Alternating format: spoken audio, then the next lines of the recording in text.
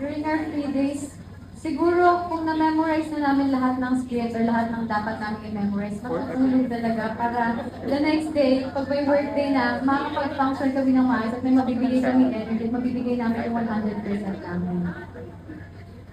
Ako naman talaga, I believe na rest comes in different ways. You know, some of us like to sleep, a lot of us like to also work out. I believe it's about finding yung outlet mo, finding those windows. Kapag may free time ka, you'd like to do something that makes you feel fulfilled.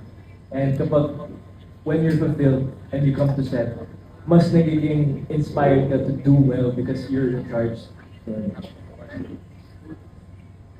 Ako din po, I'd like to rest lang when I have free time. And I take the time to really pray to God and spend more time with my family po. Ako naman po paano ko nababalance? Parang buhay ko na rin kasi yung trabaho, ganun ko siya trabaho. Parang feeling ko nga feeling ko ba hindi ako nagtatrabaho. Parang mas nalulungkot pa ako pag hindi ako nagtatrabaho. So buhay ko talaga siya. So balance na yun.